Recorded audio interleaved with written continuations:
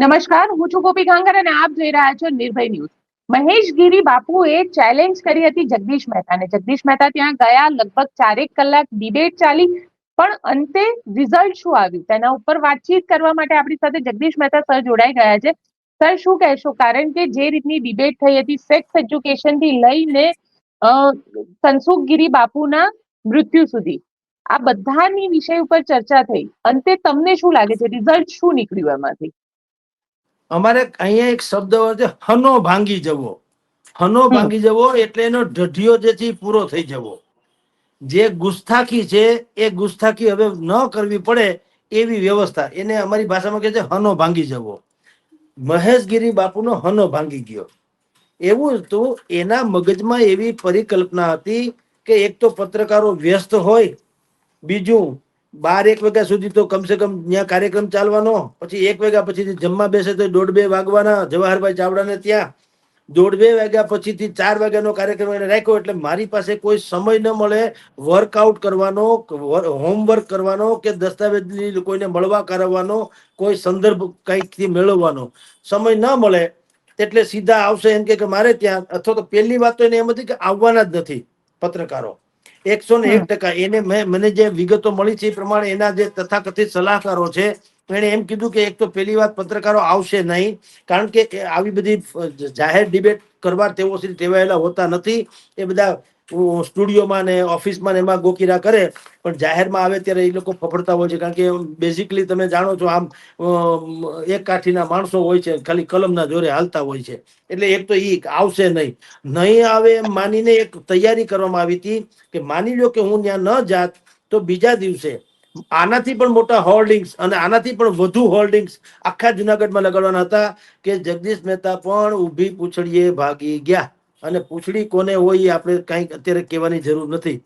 એટલે સત્યનો રણકાર થઈને રહ્યો. મહેશગીરી બાબુ જીતી ગયા, જગદીશ મહેતા બહુ ફાકા ફાદરી કરે છે તો એ પણ હારી ગયા, ભાગી ગયા, વગેરે વગેરે. આ એક વાત એના મગજમાં ઈ હતી. એટલે એને શું કર્યું, કાર્યક્રમના આગલા દાડે આવું આ બેનર પોસ્ટર માર્યા કે ભાઈ અત્યારે, એટલે હું કે તમારી પાસે તૈયારી જ ન મળે. મારે સવારે તો જવાનું હતું, સાંજે તો બેનર ના સમાચાર આવ્યા 4-5 વાગે કે ભાઈ 4 બેનર લગાવી દીધા છે. હવે એને રાતમાં તો તમે કોને શું ભેગા કરી શકો, એના મગજમાં એમ હતું, નંબર 1. અને નંબર 2, એને એમ હતું કે પત્રકારો જયારે લખવા બેસે કોઈ આર્ટિકલ, ત્યારે એની પાસે બધા સંદર્ભો પડ્યા હોય છે અને સંદર્ભો માંથી જોઈને લખતા હોય છે. એટલે એ આખું રૂપાળું લાગે ને વાચકને એમ લાગે કે આ પત્રકાર બહુ મહાન જ્ઞાની છે. જ્યારે કે પત્રકારે લખતી વખતે તો 10 ચિઠ્ઠા ચબરખા ભેગા રાખ્યા હોય છે.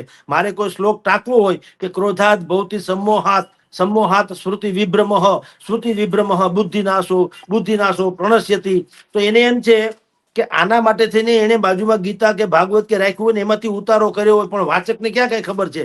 એટલે એ લેખ લખીને જે ભાઈ પોતાની જાતને આમ જ્ઞાની ઠેરવે છે એ અહીંયા આગળ ગેંગે ફેફે થઈ જશે, આવી એની માન્યતા હતી. બરાબર. હવે માન્યતા ઊંધી પડી. આ તો અડમાંથી સડ થઈ ગયું. આ બેલ મુજે માર. કારણ કે આપણા મગજમાં તો એવું હતું નહીં. પહેલી વાત તો એ કે હું તો કોઈ પક્ષકાર તો હતો નહીં. મારે અંબાજીની ટૂરથી માંડીને ભૂતનાથની ગાદી સુધી મારે ગાદીએ બેઠવું નથી. હું જગદીશ મહેતા છું, જગદીશ આનંદજી મહારાજ તો છું નહીં. તો મારે તો કઈ જોતું નતું. અને મેં ક્યાંય એવો દાવો નતો કર્યો મહેશ બાપુને કે હું આવું છું જુનાગઢમાં, તમે ભાયડા થઈ જાજો, મરદના પેટના હોય તો આવી જાજો મેદાનમાં. મેં તો એવું કઈ કર્યું નતું. મને તો આપણે તો ઇસ્યુ ભૂલી ગયા હતા. અત્યારે તો સત્તાધારનો ઇસ્યુ ચાલતો હતો, એટલે જુનાગઢના ઇસ્યુ તો ખતમ થઈ ગયા હતા. તેમ છતાં એને ખબર નહીં કેમ એને રૂજ વળી ગયેલા ગુમડાને ખતરોડીને પાછું તાજું કર્યું, ગામ ગધેડો કર્યો. હવે હું ત્યાં ગયો 4 વાગે, તો ભૂતનાથ મહાદેવના મંદિરમાં અમે પુષ્પહાર અર્પણ કરીને પ્રાર્થના કરી કે જો અમે સાચા મન વચન કર્મથી હોઈએ તો આજે શાસ્ત્રાર્થમાં અમારો સાથ આપજો, ને અમે ખોટા હોઈએ તો અમને ખોટા પાડજો. અમારે તો કઈ કરવાનું છે જ નહીં, પછી ક્યાં સવાલ છે. એટલે ત્યાં ગયા. પણ આપનો જે પ્રશ્ન છે કે શું નતીજો આવ્યો, તો મેં પેલા કીધું એનો એક હનો ભાંગી ગયો. એના મગજમાં એવું હતું કે મારો પડકાર કોઈ ઝીલી શકે જ નહીં.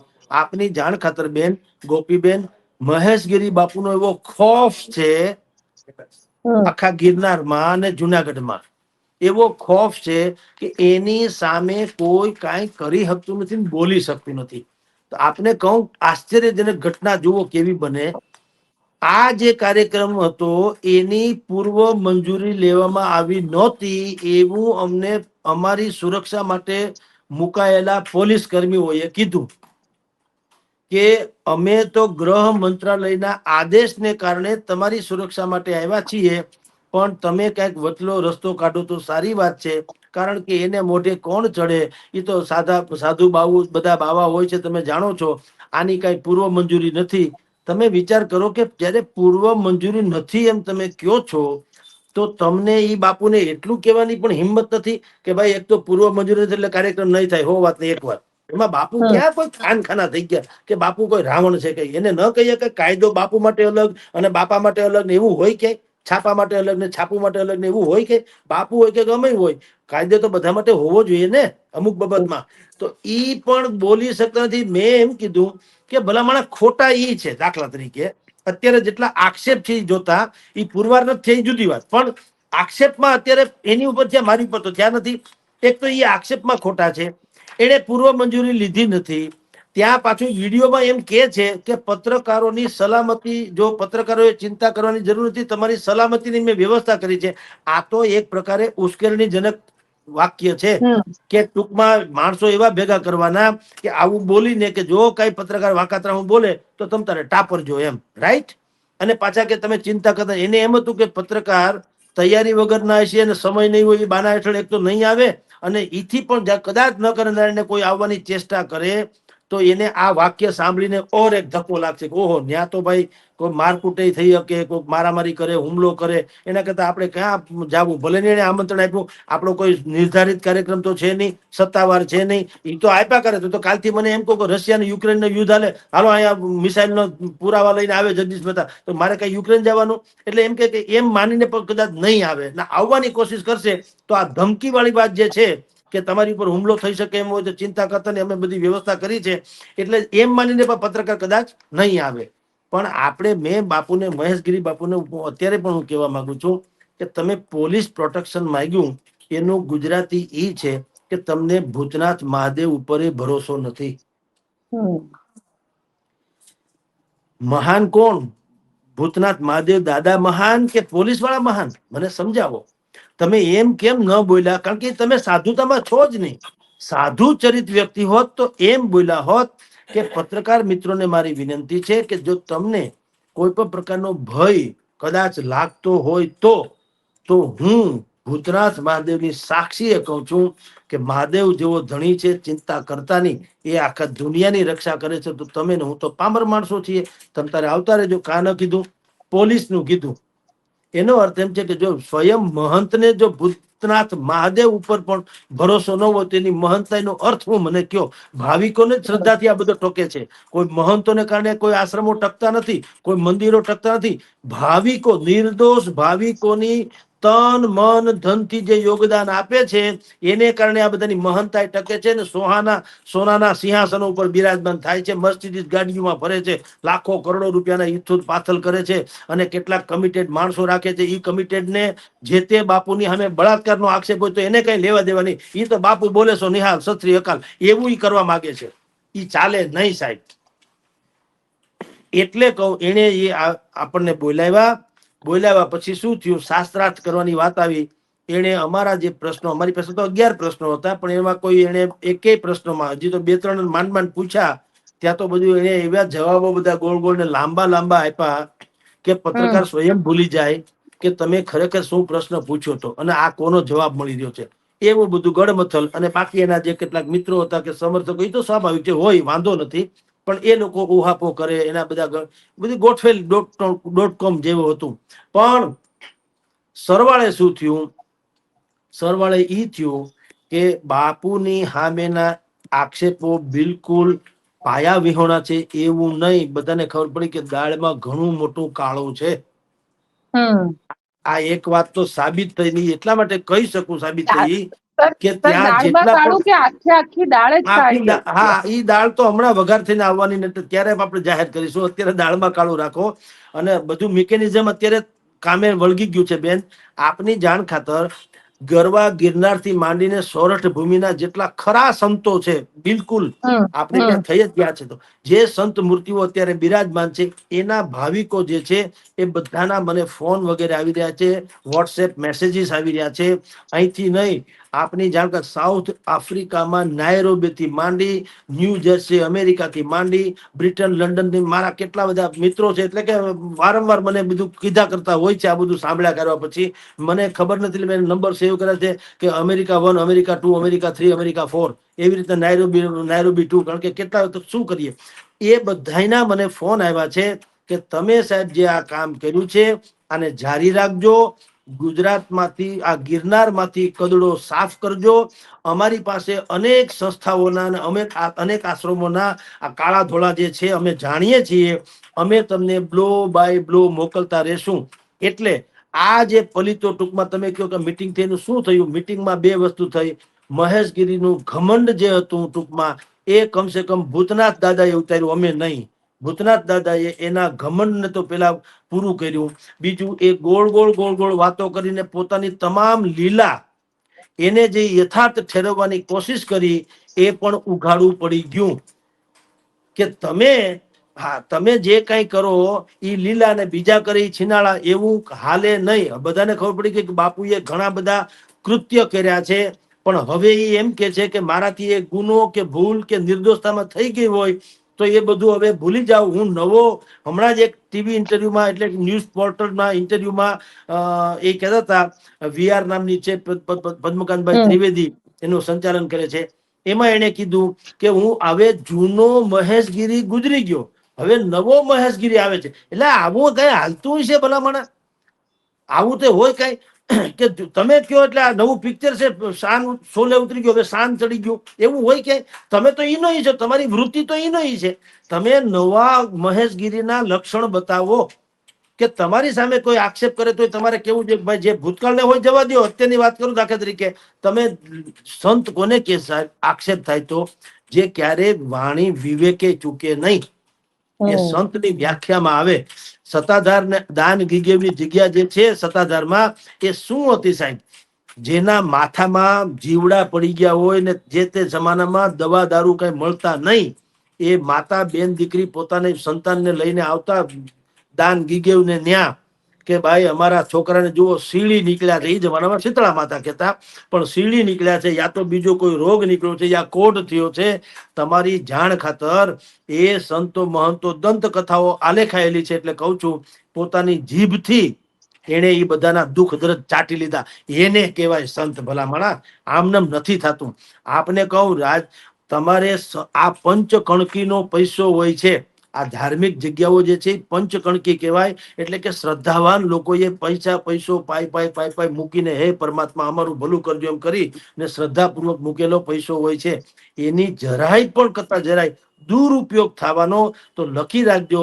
એવા ભૂંડા હાલ જે કોઈ કરનારા હશે એને થવાના, કે એને ભવિષ્યમાં જિંદગીમાં કોઈ દી આવો કરવાનું સપને વિચારી ન શકે. પંચકણકીનો પૈસાને વપરાય કઈ રીતે ખબર છે? રાજકોટમાં રાણીમાં રૂડીમાં થઈ ગયા, એનો પણ દંતકથા છે. રાણીમાં રૂડીમાંના પતિદેવ એક વખત આવ્યા ઘરમાં અને ઉમરામાં એટલે ઓસરીમાં આવીને પડી ગયા એટલે એનો દેહ છૂટી ગયો. સાંભળજો, દેહ છૂટી ગયો એનો. રાણીમાં રૂડીમાં અંદર રોટલા ઘડતા હતા, અને એ રોટલા કોના હતા? પંચકણકીના હતા. લોકો અનાજ આપી જતા હતા, એ રોટલા ઘડીને બીજાને ખવડાવતા હતા. તો રાણીમાં રૂડીમાં એ ઘરમાંથી શું કીધું તમને કહું છું. એને એના પતિદેવને ઉદ્દેશીને રસોડામાંથી જ એવી વાત કરી કે બહુ ઉતાવળ કરી, થોડુંક ખોભરી ગયા હોત તો હું સંગાથે આવત. આપણે તો ભવભવનો સાથ છે, પણ તમે થોડીક ઉતાવળ કરી અને હું રાંધણિયામાં છું, તમે ઓસરીમાં પડી ગયા છો. પણ હું બહાર એટલા માટે નથી આવતી કારણ કે મેં પંચકણકીનો રોટલો ચોડવવા નાખ્યો છે તાવડી ઉપર.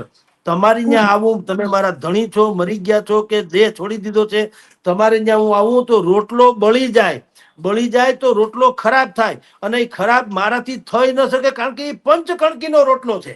એ કોકના મોઢે જ જવો જોઈએ, બળી ન જવો જોઈએ મારે કારણે. એટલે ભલે મારો સુહાગ છીનવાઈ ગયો, પણ આ રોટલો ચોડવા પછી હું તમારે ત્યાં આવું. અને બેન ઇતિહાસ સાક્ષી છે, રોટલો ચોડવીને ઈ બેન એટલે રાણીમાં રૂડીમાં બહાર આવ્યા, અને ઈ જે એનો દેહ પડી ગયો તો પતિદેવનો, એની બાજુમાં જઈને સૂઈ ગયા, એ પછી કોઈ દી ન ઉઠ્યા. આને કહેવાય પંચકણકીની કદર કરવાનું, આને કહેવાય લોકોની શ્રદ્ધાઓની લાજ રાખવાનું, આને કહેવાય સોરઠી સંત પરંપરા, કે દુનિયાના દુઃખ પોતાની ઉપર લઈ લે, પ્રાણ જાય તો પણ પંચકણકીનો પૈસો ન જવો જોઈએ. આટલી કાળજી રાખનારી જે જનતા છે, જે રાણીમાં રૂડીમાં જેવા સંત વિભૂતિઓ થઈ ગયા છે, અહીંયા તો સૌરાષ્ટ્રમાં તો સંત સુરાને આ ભૂમિ જે કહીએ છીએ સતીઓની, એ કઈ ખોટી વાત છે નહીં. આ શંકર ભગવાન, આપણે કહીએ ને કણ કણ મેં ભગવાન, એમ જેટલા કંકર એટલા શંકર એવો ગિરનાર છે. અને ગિરનારને જો કોઈ પર્વત એટલે કે જળ માનતું હોય તો હું એને પુરાવો આપવા માંડું છે કે એની પણ દંતકથા છે. રાણક જે કે છે, રાનવગણ અવસાન વખતે જે આપણે જાણીએ છીએ કે ઊંચો ગઢ ગિરનાર વાદળથી વાતું કરતે મરતા રાખેંગાર, તું ખરડી ખાંગો ન થયો, તને લાજ ના આવી, તું પડી નથી ભાંગતો, તને ખબર નથી મારા પતિને લઈ ગયા ને રાખેંગાર શું થયું. તો જોવો તમે, કહેવાય છે દંત કથાઓ છે આલેખાયેલી છે ને, કે શિલાઓ મંડી ગડબડ કરીને પડવા, ડુંગરો મંડ્યો ફાટી ગયો, ડુંગરો મંડ્યો પડવા. એનો અર્થ એમ છે કે આ ડુંગરો પર્વત જળ નથી, ચેતનવંત છે, આ ચૈતન્ય ભૂમિ છે. નક્કી તો થયું એટલે શિલાઓ પડવા માંડી. એટલે કેવું પડ્યું કે મપડ મોરા આધાર, તારા ચોસલા કોણ ચડાવશે, ગયા ચડાવવાના હાર, હવે તારા ચોસલા ચડાવે એવા માણસો રહ્યા નથી, માટે મપડ મોરા આધાર, તું હવે આ જગતનો આધાર છે, હવે પડમાં. પણ મેં એટલે કે સતીએ કીધું તો ઈ પર્વત મંડ્યો તો પડવા. એનો અર્થ છે કે ગિરનાર છે જળ, ચેતન છે, જળ નથી. હવે એવા ચૈતન્ય ભૂમિમાં જેટલા શૈતાનિક લોકો ઘૂસી ગયા છે, એને સાફ કર્યા વગર આપણી સોરઠની ધરતી જે છે એ ક્યારેય ઉત્તમ સારી બની શકે એમ નથી.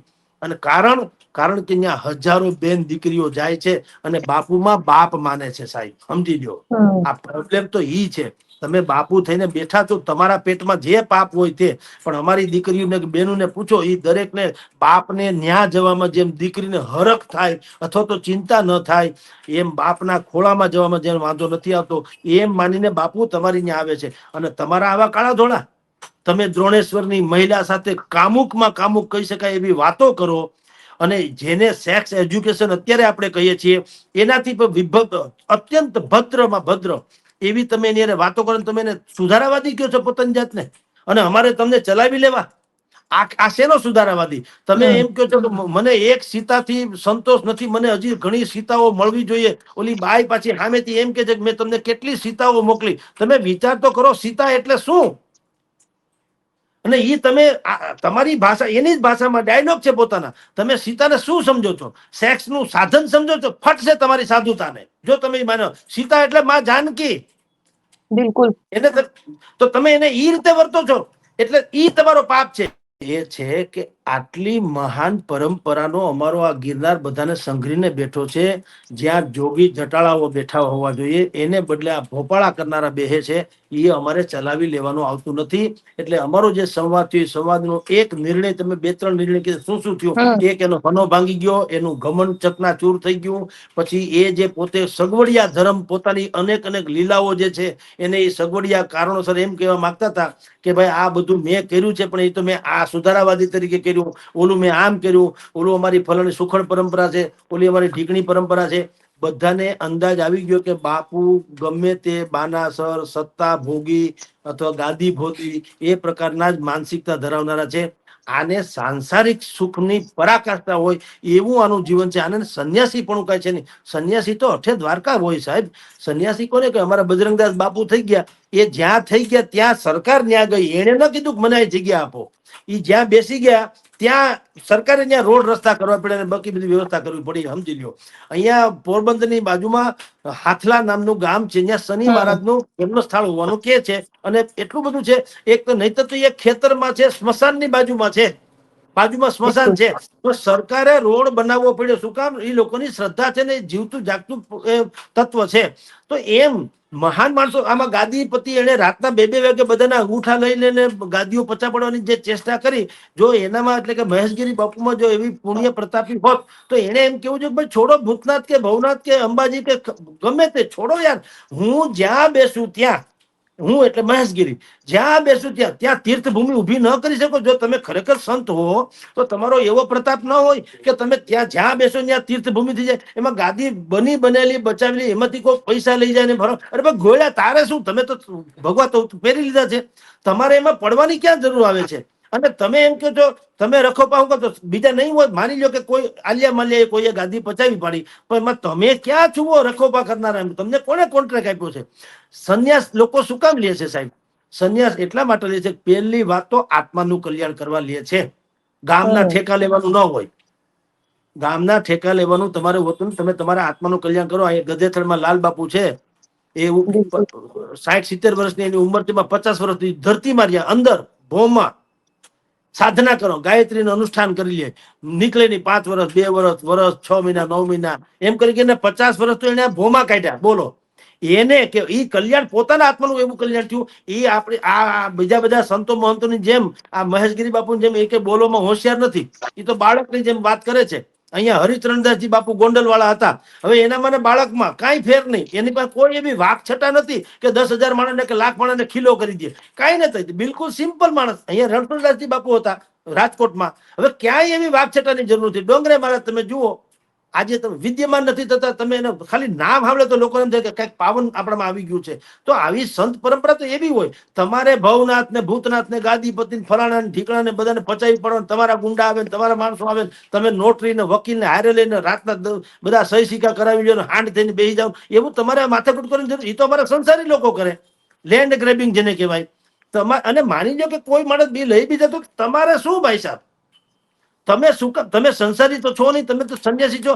આપણા લોકો આવશે ને તમારી જે તપસ્યા હશે તો લોકો કહે છે કે ભાઈ તમે બેસો અહીંયા ગાદી થઈ જાય. પણ નહીં, તમને ખબર છે કે ભૂતનાથ હોય કે અંબાજી હોય, ટૂંચ રોજની લાખો રૂપિયાની આવક છે, રોજની. અને વકરો એટલો નફો છે. ત્યાં ક્યાં બીજું કઈ તમારે જમા ઉધાર કરવાનું છે? પેટીમાં કોણ કેટલું નાખી ગયું રાજા રામ જાણે. પછી તમારે હંધાને ખેલ નાખવા, તમે ઘડીકમાં ઇન્ટરવલ પાડો. આ તો આવા તો મેં આ પ્રકારના બહુ રૂપિયા સાધુ મેં જિંદગીમાં કોઈ દી જોયા નથી. કે ઘડીક તમે સાધુ હો, ઘડીક તમે નેતા હો, ઘડીક તમે સમાજ સુધારક હો, ઘડીક તમે ફલાણું, વળી પાછા સાધુ થઈ જાવ ઇન્ટરવલ લઈને. તમારું આમને ઉઠપટંગ હાલ્યા જ કરે, તમને ફાવે એમ તમે કરો. ચેસની કુકરીની જેમ એવું હાલતું છે ભલામણ. સાધુ એટલે સાધુ, એમાં પછી બીજું હું અત્યારે પત્રકાર છું, હાજે હું પાછો કથાકાર છું, સવારે પાછો ક્રિકેટર છું, ઓલે દિવસે વાણીઓ છું, ઓલે દિવસે માલ વેચું, ઓલે દિવસે એવું કઈ ડખા હોય કે જે કન્ફર્મ જે છે તે છે. એમ સાધુમાં તો હોવું જોઈએ. એને બદલે ફાવે ત્યારે એમ કે અમારામાં પરંપરા છે, હું રજા લઈને ગયો તો હું પાછો આવી ગયો ગાદીમાં. ગાદી ને તેની શાખ ને ધાક છે મોટી, અને એવી મોટી મોટી વાતો કરે. શાહરૂખ ખાન થી માંડીને અક્ષય કુમાર ને પુતળાભાઈ ઢીકણાભાઈ, એટલે ભાઈ એટલે હું પણ એમ કહું, એ તમને મળી ગયા તમે, એટલે હવે એને જે સાંભળનારા છે એને ક્યાં કોઈ ટેલી કરે છે? ઓહો બાપુને કેવી ઓળખાણ ભાઈ! એ તો એમ તો મેં તમને આની પેલાની એક ચેનલમાં મેં કીધેલું છે, લાંબુ નહીં કરું, ઇન શોર્ટ કહીશ. મેં રાજીવ ગાંધી યારે એક જ ભાણે આમ કહ્યું તો ખાધેલું છે. લ્યો, અહીંયા રાજકોટમાં આવ્યા હતા, પત્રકારોની મુલાકાત લીધી, એટલે હું મહાન થઈ ગયો? એવું હોય કઈ? છાપા વાળા છે, નરેન્દ્ર મોદીને હું મળ્યો છું અહીંયા મુખ્યમંત્રી ત્યારે, બોલો. તો એટલે હું પણ એમ કહું, એ તો આપણે બધું હોય યાર, એટલે કઈ આપણે થોડા મહાન થઈ જાય એમ ભાઈ? મોટી મોટી કરે તો આખું જુનાગઢ અભિભૂત થઈ ગયો. બાપુને તો કેટલી ઓળખાણ, બાપુ. અને સંસદ સભ્ય હતા, ભારતીય જનતા પાર્ટીએ ભૂલ કરી હતી ટિકિટ આપવાની, થઈ ગયા સંસદ સભ્ય થઈ ગયા. એમાં બધું મળતા હોય, સ્વાભાવિક છે, એવડા મોટા નેતા હોય તો બધા મળે, એમાં હું એમાં. પણ તમારે એમ કરવાની જરૂર નથી. તમારી સાધના કે અગરબત્તીને પેટાવો ને પછી એને માર્કેટિંગ કરવાની જરૂર ન હોય કે ભાઈ હું સુગંધિત છું. તમારે મારે કેવું પડે કે કઈ અગરબત્તી છે, બહુ સરસ છે એમ. એ અગરબત્તી સ્વયં કે ધૂપ સળે. તેમ તમારું પોતાનું જીવન એવું કેમ નથી કે લોકો એમ માને કે ભાઈ ફલાણા બાપુ ગજબ કહેવાય ભાઈ? બહુ. મેં તમને આજે નામ આપ્યું, હરિચરણદાસજી બાપુનું નામ આપ્યું, રણછોડદાસજી બાપુનું નામ આપ્યું. એ તમારા જેવા આ ભાઈ મહેશગીરી બાપુ જેવા આશ્રમ તો એની પાસે છે નહીં, આ રી ઝૂંપડી જેવા તમે જુઓ, પણ જુઓ એને કાંઈ ફેર નથી પડતો. અને અત્યારે તમે એ વિદ્યમાન નથી તો પણ એ વિભૂતિઓના દર્શન કરે લોકોને એમ લાગે કે આપણે હાથ ભાવનું દુઃખ છે હોઈ જશે. તો તમે તમારું ચરિત્ર સુધારો ભાઈ સાહેબ. તમે ગામને આવી રીતે મીડિયા ટ્રાયલ ન કરાવડાવો. જી પણ સર, આખી ડિબેટ હું જોતી હતી અને આખી ડિબેટમાં છેલ્લે એમને બધું જ વાળી ગોળીને ગિરીશ કોટેચા ઉપર નાખી દીધું કે અમારી જમીન પચાવી પાડવા માંગે. એટલે ક્યાંક પોતાનો પલ્લું બચાવવા માટે થઈને બીજાને દોષિત સાબિત કરી દેવાના. એના કરતા બીજો એક અપરાધ એનો કહું બેન. ગિરીશ કોટેચાએ એ વ્યાસવાડી નામની જગ્યા પચાવી પાડી એવો એને જે આક્ષેપ કર્યો, એ ઘટના 30 વર્ષ જૂની છે. હવે સાંભળજો, જ્યાં સુધી તમારે ગિરીશ કોટેચાની ડખો ન થયો ત્યાં સુધી વ્યાસ પરિવારે ઘેર જાય, બ્રાહ્મણો ઘેર જાય, સમાજનું જે થવું એ થાય, ત્યાં સુધી કઈ વાંધો નતો, સાધુનું જે થવું થાય સત્યાનાશ જાવ કઈ 30 વર્ષ. પણ તમારે વાંધો પડ્યો કોટે ચારે, એટલે એ તમે ફેણ કાઢીને ઉભા રહ્યા. એનો અર્થ એમ છે કે તમે હજી તમે એટલે કે તમારા જેવા બધા જ સાધુ જેટલા ગિરનારની ગોદમાં છે, 130 આશ્રમો છે નાના મોટા. આપને કહી દઉં 130 માંથી 70% લોકો આ ટાઈપના છે. 70%. 30% છે જેને કારણે ગિરનાર હજી ટેકો છે સાહેબ. નહીતર તો રાણક દેવી ન કે તો ખળભળી જાય એમ છે અંદરના પાપના ભારે. પણ એ 30% જેટલી વિભૂતિઓ જે બેઠી છે એને કારણે ગિરનાર હજી અડીખમ છે. અને જે આ 70% છે, તમારે ગિરીશ કોટેચારે હવે વાંધો પડ્યો, અને ઓલો કઈ ગિરીશ કોટેચાય કઈ કમ નથી, એને તમારી ઉપર બધા માટલા ધોયા છે. તો હવે તમારે વાંધો પડ્યો એટલે વ્યાસગાદી પચાવી પાડવાનો મુદ્દો. તમે 30 વર્ષ શું કરતા હતા? હાલો મને કયો. તમારે તો અન્યાય 1 મિનિટે સહન ન થવો જોઈએ ને. આ તો કેના જેવું થયું, એક ભાઈને લાફો માર્યો. એટલે ઓલા એ કીધું ભાઈ શું કામ લાફો માર્યો? કે આણે 6 મહિના પહેલા મને ભૂંડ કીધો તો. સુવર ભૂંડ. 6 મહિના પહેલા. તો હવે શું છે? એ કે આજ મેં જોયું ભૂંડ કેવું હોય. ભલામણ આવું હોય. તમે 30 વર્ષ પહેલા જે કબજો કરી લીધો, તો તમે તમે સંત નતા, તે તમારો આત્મા નતો, તે તમારામાં કરુણા નથી, તે પ્રેમ નતો, તે આ સાધુ પ્રત્યે તમારો લગાવ નતો, તે કા ન ઉકેલા. કારણ કે તમારે મિલી ભગત હતી. તું ખાઈ જા, હું ખાઈ જાઉં, બધા સત્યના જેનું જે થવું થાય. આપણે મજા કરો હો વાત પચપચિયા લાડુ ખાઈને. આ તો હવે અમારી વાતે તમે રાત રહ્યા, ડખો થયો એટલે હવે ગિરીશ કોટેચા હરામી એમ વાંચતું છે. એટલે તમને કહું છું, આવા જેટલા પ્રકરણ હવે એની પાસે જે દસ્તાવેજી પુરાવા છે, એટલા તમે સાધુ છો શું છુઓ? તમારે આખી જિંદગી આખી કોર્ટમાં જ કાઢવા જેવું વખત હવે ધૂળ પડી તમારી સાધુતામાં. તમે ખાલી મંત્રોચ્ચાર કરીને બેસી જાવ, દુનિયા આખી તમારા પગમાં પડી જાય. અને આખો ગિરનાર હું અડધું જુનાગઢ તમને આપી દે, જો તમારામાં એવી સિદ્ધિ હોય તો.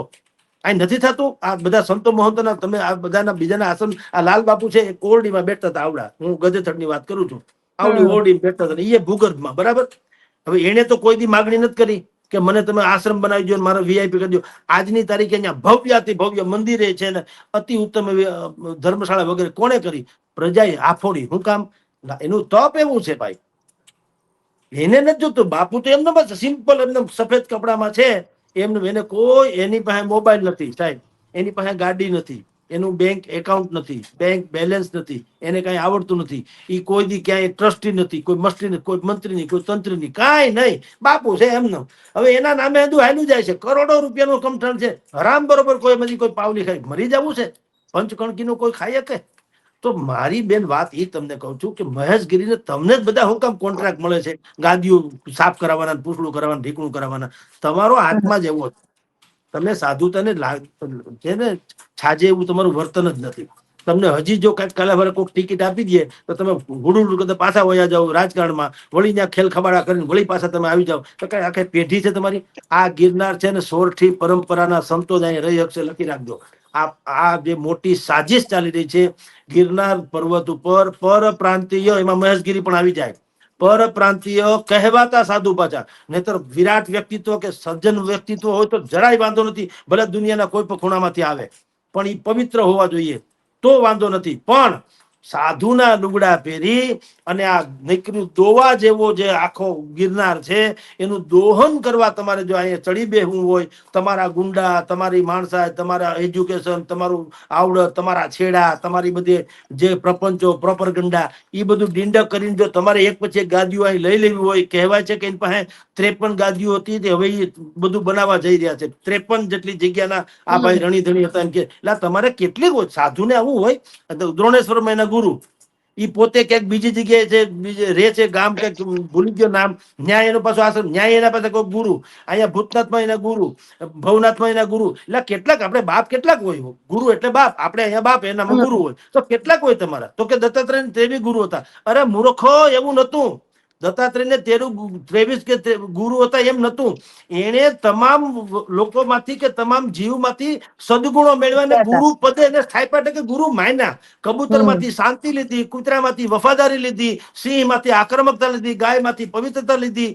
આમ કરીને એને કીધું કે આ ગુરુ મારા ગુરુ તુલ્ય છે. એમ ઝાડવું છે તો વૃક્ષમાંથી છાંયો આપે છે, તો મારા ગુરુ તુલ્ય છે. એમ 23 ગુરુ હતા એમ તો કાયદેસર ગુરુ એમ નહીં, એના તો સદગુણો એને માણી લીધો. અત્યારે કાલે એને દલીલમાં કીધું કે તમે એમ કહો છો મારા કેટલા ગુરુ તો ગુરુ દત્તાત્રેય 23, બસ આવું જ ઉલ્લુ બનાવીને એ હંદાઈને ભૂરકી છાંટે છે. સાંભળવાળા તાળીઓ પાડે, વાહ વાહ વાહ વાહ. અરે શું તમે હાલી મળ્યા છો?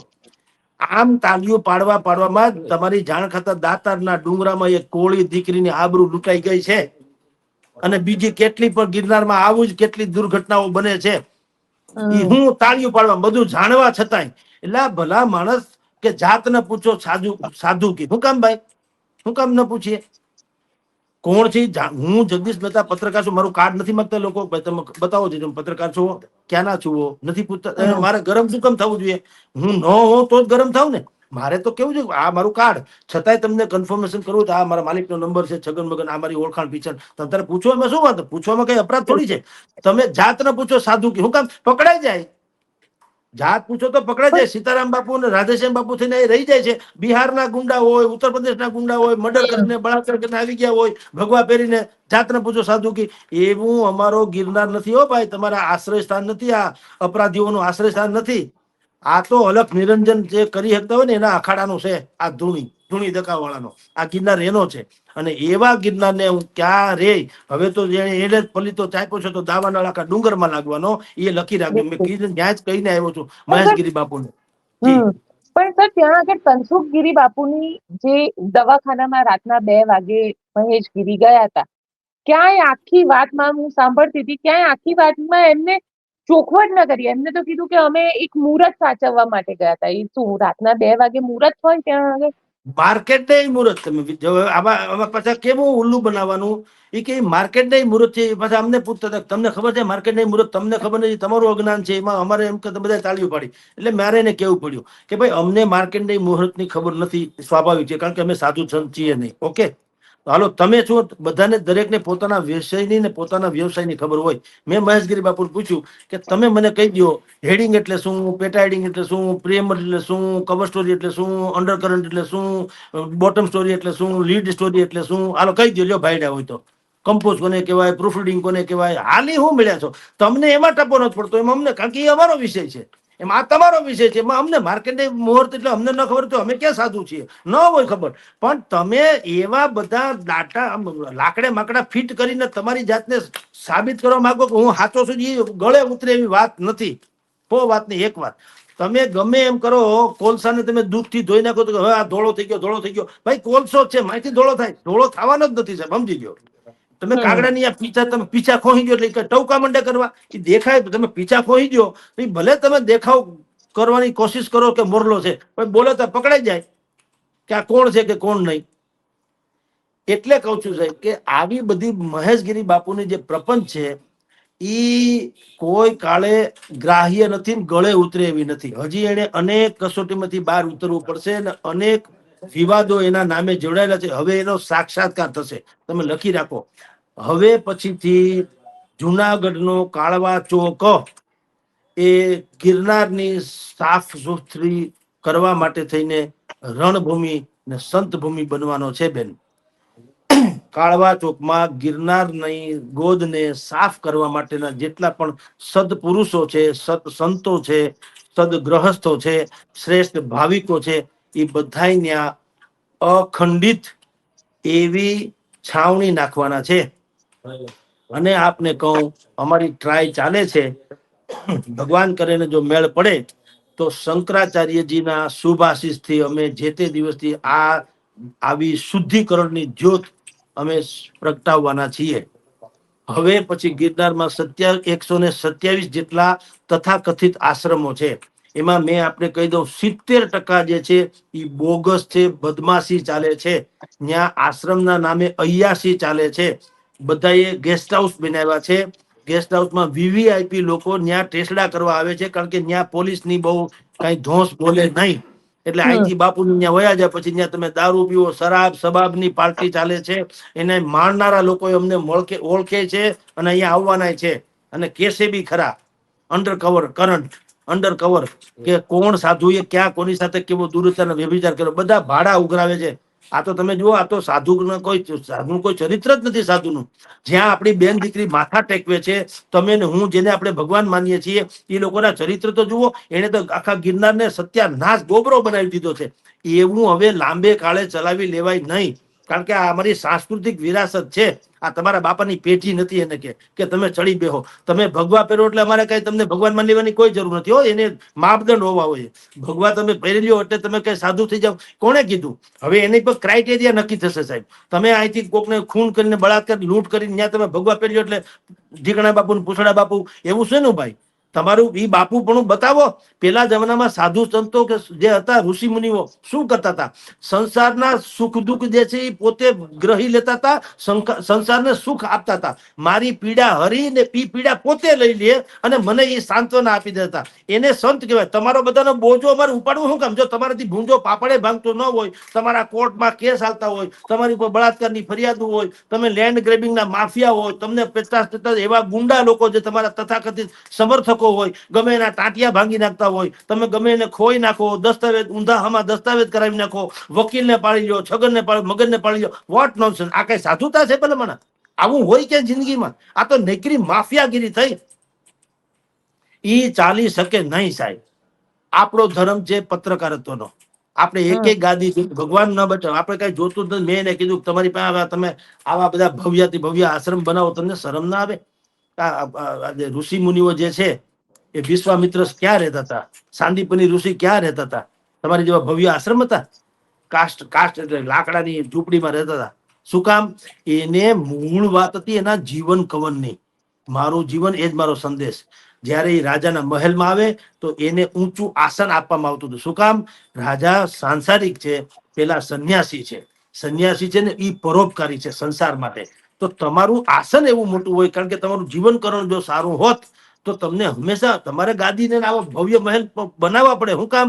તમારે તો વીઆઈપી ને ઉતારા આપવા છે. ડીસીપી, કલેક્ટર, છગન મગન, નેતા, પત્રકાર, આવા બધા ભાઈઓને હાંચવી લેવા છે. એટલે તમારું હાંચવી લે. જેમ તમે અત્યાર હમણાં ગિરીશ કોટેચાની મેં વાત કરી ને, એમ તમને 35 વર્ષ સુધી આવા તો અનેક છે. જુનાગઢના ગિરનારમાં એકબીજાની આબરૂ, એકબીજાને ખબર છે કોણ કેટલા હરામી છે, પણ બધાને મિલા તો હવે ભલે પ્રજા મરી જાય તો મારે આપણે હવે છોકરીઓ કઈ બોલવું નથી. આપણે બે દોયા કરો પ્રજાને, પૈસા લીધા કરો, ખાધા કરો, મજા કરો.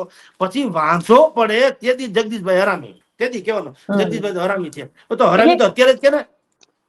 એટલે જયારે સાધુ સંતોની વિરુદ્ધમાં બોલે કે એમની વાસ્તવિક તસવીર એમની સામે લાવી એટલે આપણે સનાતન વિરોધી થઈ જઈએ. આપણે ત્યાં આગળ એવું લાગે કે આપણે હિન્દુ વિરોધી છીએ. મેં કાલે એ પણ કીધું કે તમને એક શરમ નથી આવતી આવું બોલતા કે તમે સનાતન ધર્મ, સનાતન તમે ધર્મનું પાલન કરો છો? તમે છો એને લાયક સનાતન ધર્મને? સનાતન ધર્મ નું પાલન શું છે? એટલે હજ પઢવા જવું હોય તો પેલા એમાં કુરાનમાં લખેલું છે તમારો પડોશી ભૂખો હોય તો ફટ છે તમે આવતા નહીં, તમારી હજ કબૂલ નહીં થાય. તો સનાતન ધર્મ કોને કહેવાય? તમારા ગિરનારની તળેટીમાં જો હજારો લોકો ભૂખા ટળવળે છે, સાધુ વિકલાંગ જેવો બિચારો દિવ્યાંગ, એને તમે મારી કૂટીને કાઢી મૂકો છો અને તમે મર્સિડીઝમાં ફરી. તમને શરમ નથી આવતી બેવકૂફ લોકો? તમે પોતાની જાતને મહાન માનો છો? સનાતન ધર્મ એટલે શું? આપણા ભગવાનને ગાળાગાળી કરી મૂકી હતી બીજા સંપ્રદાય, તમે બધા શું કરી લીધું એનું? એક ગાદીમાં બેહો તમે બધા એકબીજાના હાથ તોરા કરીને ફરો છો. તો તમને તમારા ભગવાનનું અપમાન કરે છે એનું કઈ લાગી નથી આવતું? તો તમને કોનું લાગી આવે? તમારી ગાદી હોય જાય તો તમને વાંધો છે. બાકી આખા ભગવાનનું બ્રહ્માંડનું જે થયું તમે સનાતન ધર્મ માનો છો? સનાતન ધર્મ એટલે શું છે? સંસ્કારનું સિંચન કરે એ સનાતન ધર્મ કહેવાય. અમારી બેન દીકરીને આબરૂ લૂંટી જાય છે સાધુના વેશમાં, હરામ ખાઈ આવો, છતાંય તમે એકબીજાના પાછા હાર તોરા કરો. તમને શરમ નથી આવતી? શેના તમે સનાતન ધર્મ છે? અને અમને કયો છો તમે સનાતન વિરુદ્ધમાં આવ્યા એટલે અમે અધર્મી છીએ? અમે વિધર્મી છીએ? અમે કોણ છીએ?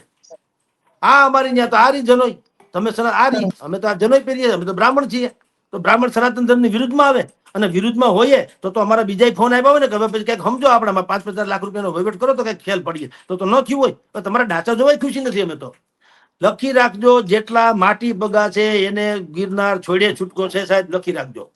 અને તમે ધર્મ બરમની આડમાં અને મારા તમારા સમર્થકોને, અરે તમારા લાખ કેમ નથી? સત્યનો પોતાનો એક પક્ષ હોય છે. સત્ય બહુવચનમાં છે, સત્ય એક વચનમાં હોય જ નહીં. તમારા ભલે લાખો સમર્થક હોય, એ કઈ હાલે નહીં. કોઈ કાળું ધોળું ખોટું કઈ હાલે નહીં. આખી અંગ્રેજો સલ્તનત પાસે બધી તોપે હતી, બધું હતું, સશસ્ત્ર સેના હતી. એક ભૂખલકડી ગાંધી હતા, 2.5 હેક્ટરનો માણસ, કાઢી મૂક્યો કૂતરાની જેમ અંગ્રેજોને. ગયા કે નહીં?